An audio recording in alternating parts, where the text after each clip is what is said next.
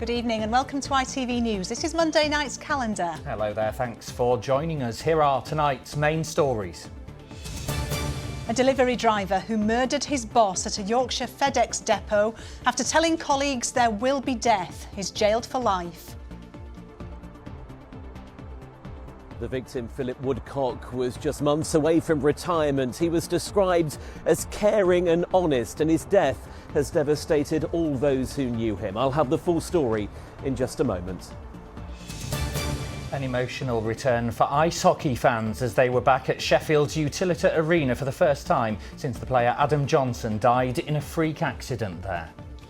He knows what's happened, he understands, and he does just say that Adam Johnson's up in the sky. There's a bright shining star. It's been pretty traumatic for all three of us, really, hasn't it? So happy to be home and supporting the boys, but also a little bit nervous of going back in.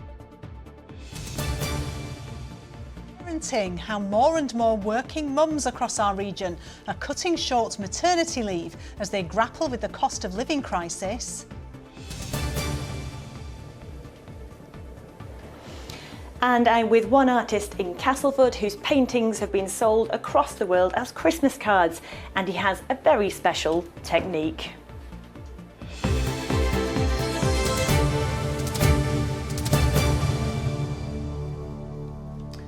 It started as a row over nothing more than a missing wage payment. It ended with the murder of a man described today as kind, committed and respected. A murder for which a former delivery driver is tonight starting a life sentence. Philip Woodcock was looking forward to his retirement, a retirement which was stolen from him when Ronald Second-Jacko attacked him at a warehouse in Rotherham last year.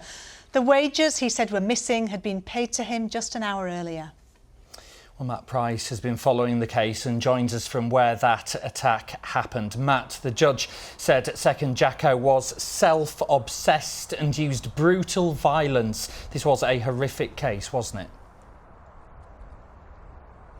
Absolutely, James. Philip Woodcock's family and friends were in court today to hear the judge hand down a life sentence with a minimum of 27 years to Ronaldson and Jacko, as you mentioned. It was back in November last year that Mr. Second-Jacko stabbed the father of two, Mr. Woodcock, 3 times at this base after he found out that he was being suspended by the firm for filling up his work van with fuel but not having the means to pay for it. He also had complaints about his wages. On the day of the attack, Second-Jacko came to this depot. He was armed with 3 knives and a hammer, and as Mr. Woodcock tried to resolve the situation, he tried to reason with him. Mr. Second-Jacko stabbed him 3 times, once in the heart, and he sadly died at the scene. Passing sentence Judge Graham Reed's case, he told Second-Jacko, "You had no justification for what you did, nor would there ever be. There is no mitigation I can see." He went on to say there was a total lack of empathy and no remorse. And Matt, Philip Woodcock's family made statements in court about the effect this has had on them, didn't they? It was extremely emotional in court, James, at Sheffield Crown Court. Today we heard from the widow of Philip Woodcock. She said there is a big hole in her life and that she is now lost without him. We also heard from Mr. Woodcock's brother, who read his victim impact statement. He said that the violent death has changed the life of the family. There is a huge void which cannot be filled. He also made reference to Mr. Woodcock being a Sheffield United fan and said the loss has caused issues with sleeping and eating. He finished with the words, "No one thought for him there would be no tomorrow." Well, South Yorkshire Police have also issued a statement upon sentencing today. They said no sentence will bring Philip back, but I hope that the conclusion today provides Philip's family with some closure. The family remained dignified and silent in court as the judge handed down a life sentence with a minimum of 27 years for the most violent of crimes. OK, Matt Price, thank you. Around 8,000 ice hockey fans have returned to the Utilita Arena for the first game there since the death of the Nottingham Panthers player Adam Johnson 2 weeks ago. The talented player died after what was described as a freak accident while playing against the Sheffield Steelers in front of thousands of people, many of them children. For those going back this weekend, it was an emotional and poignant moment. Chris Dawkes was there for us. On a day the nation paid tribute to the fallen, Sheffield also remembered Adam Johnson ahead of the first game at the arena where the Nottingham Panthers ice hockey player lost his life 2 weeks previously. My friend, she went on the ice to try and survive him, and I'm going to meet her today to give her a gift. He knows what's happened, he understands, and he does just say that Adam Johnson's up in the sky as a bright shining star. It's been pretty traumatic for all three of us, really, hasn't it? So happy to be home and supporting the boys, but also a little bit nervous of going back in. He was very quiet for the first week, but then he's been asked to come back, so it's one of them things. Once he's seen a few games, he'll hopefully have forgotten everything what happened. We'll never forget it, but he's young enough to. Inside the arena, NHS Talking Therapy staff were on hand to offer advice to fans on dealing with trauma. Some people have recovered quite well, but we know from our wellbeing sessions we've been doing online that some people are really struggling and find it very difficult. They're really apprehensive about coming. So we wanted to be a reassuring presence, so people felt that there was somewhere that they could turn to for a bit of support. There was also support for the other player involved in the incident, the Sheffield Steelers number 22, Matt Petgrave, who didn't play in yesterday's match. This video was created by 2 Steelers fans. Hopefully he'll be coming back at some point, but we're behind him. We just wanted to get that message from the fans to make sure he knew that. We feel really great that Matt has seen it. Hopefully it's brought a little bit of comfort to him and also to everyone else. Before the game, there was applause, there was silence, there were tears. But once the match against Coventry got underway, a sense of normality returned. Lots of emotions. I think we've all shed a tear or two. It's been tough, but it's good to be back. It's good to be back. You went last night to Manchester, didn't you? It's my first game back tonight. But yeah, we're a little bit emotional, but we're doing all right, aren't we? Yeah. We're enjoying it. Yeah. Those who were here 2 weeks ago will never forget what they saw. And even though he wasn't a Steeler himself, Adam Johnson will be forever remembered by these fans. Chris Dawkes, ITV News, Sheffield. Do stay with us. Still to come on tonight's calendar. We meet the inspirational artist David Cawthorne, who's been creating incredible landscapes like these, all painted using his mouth. And with low pressure chiefly in charge of our weather this week, we could be rainbow spotting over the next few days. I'll be back a little later on with a full forecast.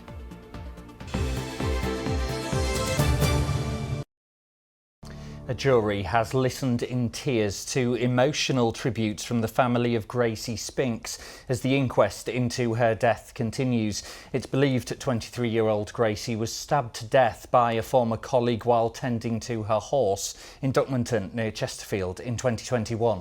The inquest is looking into how police handled Gracie's complaints against Michael Sellers, who was sacked from their workplace because of his behaviour towards her.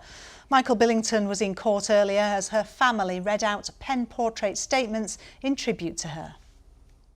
Well, it was a very emotional and moving morning in court as the family of Gracie Spinks paid tribute to the 23-year-old, who many of them described as the glue that held the family together. At times, members of the jury were reduced to tears as they listened to the tributes. Abby, Gracie's sister, said she was the soul of our family. I don't know what to do without her, she said. I am lost. While Gracie's brother Tom said she had a massive golden heart. She was a free spirit, he said. She was my definition of a best friend. We loved each other more than anything in this world. Richard, Gracie's father, said that while his daughter was deprived of a future, he was deprived of being able to do the things a father should, like walk his daughter down the aisle. She was the light of my life, he said. While Alison, Gracie's mother, described how her bedroom has been left today just as it was on the day that Gracie died. Her towel is still on the radiator, her clothes still on the floor, the bed still unmade. She was, Alison said, the life, soul and energy of our house. Now we have silence as the heart of our family has been ripped out. The inquest into the death of Gracie Spinks resumes here tomorrow. Michael Billington, ITV News at Chesterfield Coroner's Court. Health experts are warning of the dangers of measles after vaccination rates fell to a new low. Across England, the number of children getting the MMR jab has dropped to its lowest level in a decade and well below the international target set to protect against infections.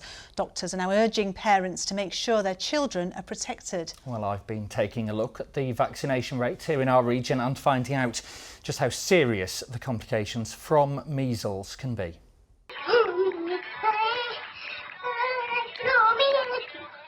She was just a really happy little girl. She was always smiling. Yeah, had an attitude. She was really clever. Her handwriting was amazing. I don't know where she got her cleverness from, but yeah, she was just really clever and happy. For Rebecca, these are precious, happy memories of her eldest daughter, Renee. The 10-year-old died in September after a series of seizures triggered by a rare disease that led to her brain becoming inflamed. Doctors say the subacute sclerosing panencephalitis was caused by the measles she'd had as a baby when she was too young to be vaccinated. There's a stigma as well about the vaccinations causing more harm than good. But that's just a stigma. It's when it actually does affect you and you lose your child, that's when you realise how important it is. What happened to Renee shows how serious a disease measles can be and why children are given vaccinations against it. The percentage of children across England having their first measles, mumps and rubella vaccinations peaked at just under 93% 9 years ago, but has since fallen back to 89%, well below the 95% target set by the World Health Organisation. In Yorkshire and northern Lincolnshire, while vaccination levels have been consistently above average, they've never reached that 95% target and have been falling for the past 6 years, standing at 90% last year. We are very concerned. We have the lowest uptake of the measles, mumps, rubella vaccine, the MMR vaccine, that we've seen in a decade. And now we can expect to see large outbreaks of measles. It can be particularly serious in young children, in pregnant women, and also in people with weakened immune systems. Doctors like Amir Khan from Bradford are now being asked to offer catch-up jabs to any children under 5 who haven't had them after twice as many cases of measles were reported in the first half of this year compared to last. Measles is a really serious condition. People have forgotten that because they haven't seen it. It's been lost to time thanks to the vaccines. That's the key point. And it's not just a rash. In some children it can cause an ear infection, in others it can cause pneumonia, and in some cases it can cause inflammation of the lining of the brain, and that is really serious. So it's so important to get the vaccine to protect your child against these potentially deadly effects of measles. You just don't think that is going to happen, because it is rare, but it does happen. And it's really important to vaccinate them. What happened to Renee may be an extreme example of the potentially rare side effects of measles, but it is a story Rebecca is determined to share to highlight the importance of vaccines.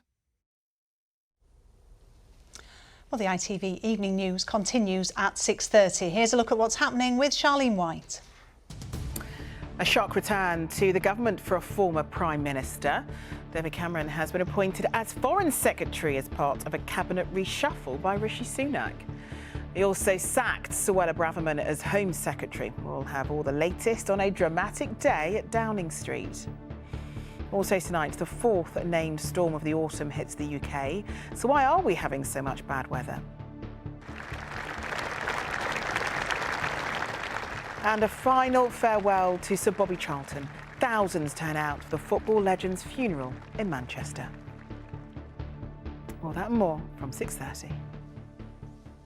But before that, many women are having to cut short their maternity leave because of the rising cost of living, according to a new survey seen exclusively by ITV News. The group that carried out the research says almost half the women questioned expected to return to work early, and they want the government to increase the amount of financial support for new mums. Women are eligible for statutory maternity pay for up to 39 weeks. It's paid at 90% of the woman's average earnings for the first 6 weeks. That's reduced to a flat rate of just over £170 a week, or if someone earns less than that, again 90% of earnings. Kevin Ashford reports. Kelsey Biles from Leeds will be going back to work in January after having baby Juniper. It'll be when her statutory maternity pay comes to an end. Kelsey says the last few months have been a challenge financially. I have my childcare costs for my older child who goes to nursery, who has a childminder. We have to run a car, we have to buy food, we have to live our life. And my husband also has taken more work to counteract the fact that I'm not earning as well. And that's put more pressure on him. That puts more pressure on me as I don't have as much help from him because he's had to work more. So there are knock-on effects from me not earning as much. In a survey carried out by the charity Pregnant Then Screwed and seen exclusively by ITV News, more than 46% of women questioned said they were expecting to have to reduce their maternity leave due to the cost of living. 9% said they had already notified their employer they'd be returning earlier than expected. And a further 10.5% said they had already returned to work. We pay maternity leave at less than half the national minimum wage for 33 weeks of the year. Meanwhile, your costs, your outgoings don't decrease, they remain the same. And so, of course, this is leading to financial hardship for many families. And that perinatal period is vitally important to the health and well-being of a mother and her child. The founder of an internet forum for parents says it's a much discussed issue. We're seeing lots of conversations on Mumsnet from people who are having to curtail their maternity leave and go back to work because they simply can't live off the maternity pay they're getting and they need to go back to work as soon as possible. So it's quite sad, really. People quite regretful about the time they'd imagined being able to bond and spend with their child in their first year and having to go back after, 3, 4, 5 months. The government told ITV News they wanted every child to have the best start in life, which is why statutory maternity pay and maternity allowance has been increased by more than 10% this year. Pregnant Then Screwed said they'll continue campaigning for maternity pay to be increased to the equivalent of the national living wage. Kevin Ashford, ITV News.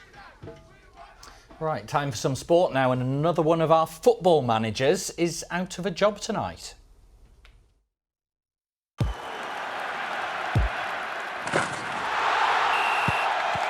Zero Accounting Software sponsors ITV Regional Sports Report. Well, Arif's here now with more on this. So, Arif, Rotherham United split with their manager Matt Taylor. How much of a surprise is that? Well, Sally, to be honest, not much. That's because the Millers have only won 2 games this season and are in the Championship relegation zone. Taylor's last game in charge was a 5-0 thrashing away to Watford on Saturday. Their away form has been a real cause for concern, having not won on the road in over a year.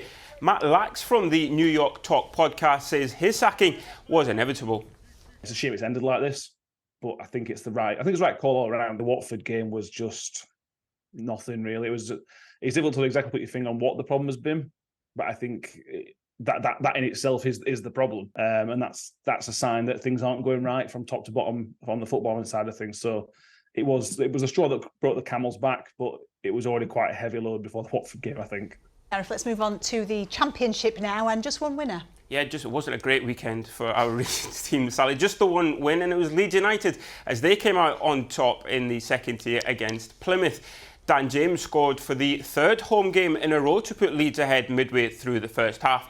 Joe Pirro doubled their lead shortly after, capitalising on another defensive mistake. Ben Wain's late strike made for a nervy finish at Ellen Road, but the Whites held out for all 3 points.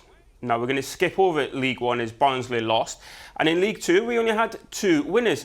Mansfield Town kept their impressive start to the season going by beating Salford. Davis Keller-Dunn's close-range volley the difference in that game, and super sub George Thompson scored the only goal of the game as Harrogate beat Walsall 1-0. Now, trampolinist Bryony Page warmed up for the next year's Olympics by picking up 3 medals at the World Championships in Birmingham. The 32-year-old, who lives and trains in Sheffield, already has 11 World Championship medals to her name, and this weekend she added to them by winning gold in the individual event, bronze in the all-round team, and bronze in the synchronised events. And finally, from me, you remember on Friday we featured little Eli Fernley, who has incurable brain tumour. This weekend, a rugby fun day was held to help raise money and memories for the 3-year-old. Around 500 people took part in the event at Doddeth Miners Welfare in Barnsley, raising an amazing £3,500. And little Eli rounded the day off by scoring this try.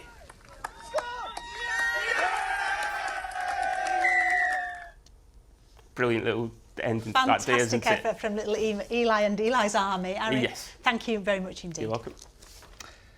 Now, Sally, I hear you're a big fan of Christmas. If I was going to ask how many days to go it is, do you know? Oh, that's easy. It's 6 weeks today, so 6 weeks that's 42 days. 42 days. I mean, vast need I. So, 42 days to go. Are you already writing your cards? Cards, well, I don't know. Cards is a funny one, isn't it? It just has sort of dropped off my radar a little bit in recent years. I don't think I send as many as perhaps I used to. Well, Christmas cards that will be spreading festive joy over the whole country this year will contain paintings by David Cawthorne from West Yorkshire. Yes, his landscapes and sceneries are amazing in themselves, but when you find out how he paints them, you can't fail to be even more impressed. Well, Helen Steele is with him to tell us more. Helen, there are some great paintings there, aren't there?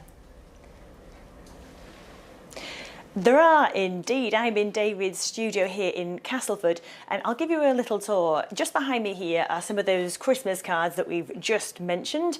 And if we come a little bit further this way, he's a big fan of painting landscapes. Here is one that's based purely on his imagination. And here is another one that took him 40 hours, and that's based on a family holiday in Wales.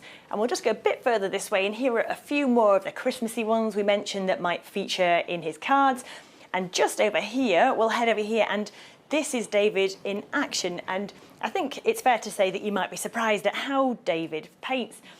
David, there is a story as to why you paint this way, isn't there? Just tell us a little bit about it. Yeah, 42 years ago now, I broke my neck playing rugby league, and I took up the painting as an occupational therapy. And in 1990, the Association of Mouth and Foot Painters contacted me through some media coverage that I had about my painting and invited me to join them. Yeah, and it's a hugely difficult time for you, obviously, at that point. You've been a miner beforehand and very active. Talk to me about how this has helped you through. Well, painting itself helps by taking your mind off your problems, and you get immersed in the painting and forget a lot of stuff. So it's worked that way. But also being with the association, it's given me an aim in life to do. And you've got a very interesting technique, haven't you? I thought you might base it on a photo or something you're looking at, but how do you develop a painting like this? I like to see it evolve. I start with some image that shapes on the picture, a bit like ink blots, and then I make it into whatever it turns out. Bearing in mind Christmas with the sun, snow scenes and things like that. Yeah, and more on these Christmas cards then. So we've got one of the Christmas cards here, and then you actually are part of a calendar. I believe you're Mr. January for next year, the association, aren't you? So you actually managed to make a living out of this, don't you? Yeah, fortunately through the sale, I've been fortunate to belong, and the money raised from our cards being sold comes back to the artists as income. Yeah, and is it a worry that people are turning more to electronic cards this year then? It is. I think it's not just this year, but slowly people have stopped sending cards because of the cost mainly, but also electronically it's easier. It don't cost you much, and people can do it instant, whereas that you've got to go out and find them. But our association posts them mostly. Wonderful. Well, I'll let you get back to it, but there you have it, Sally. Get these cards, or get any cards, back on your radar, because it's going to help people like David.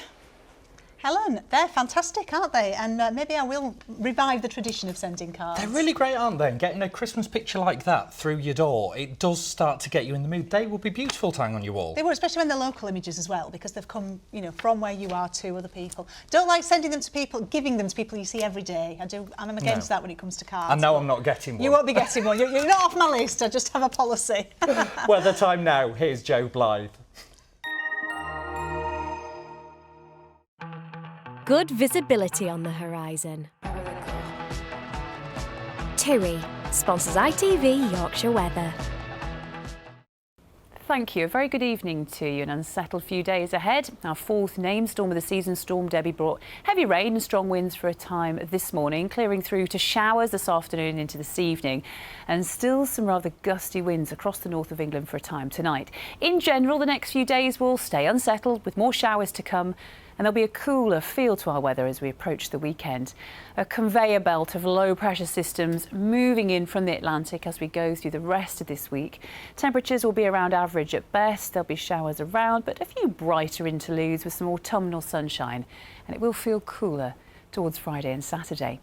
Back to this evening, a few showers continuing across Yorkshire in particular as we go through tonight. One or two heavy ones, but some breaks in that cloud as we go through the night as well. Remaining blustery, but winds easing down during the early hours of Tuesday, and we're free from frost, 8 or 9 degrees for most places before dawn.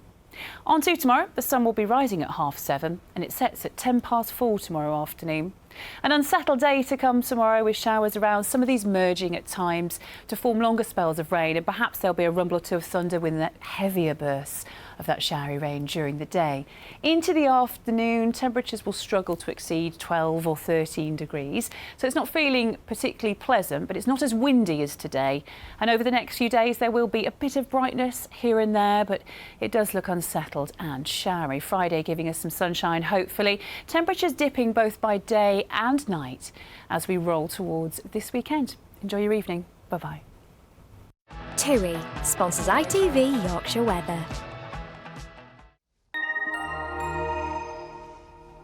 Thanks very much, Joe. I tell you what, that weather does make you feel quite Christmassy, I think, as it turns wintry. Yeah, definitely blustery out there. That is the ITV News from calendar for tonight. I'll be back with all the latest at 10:30. Charlene's next. Bye-bye. Good night.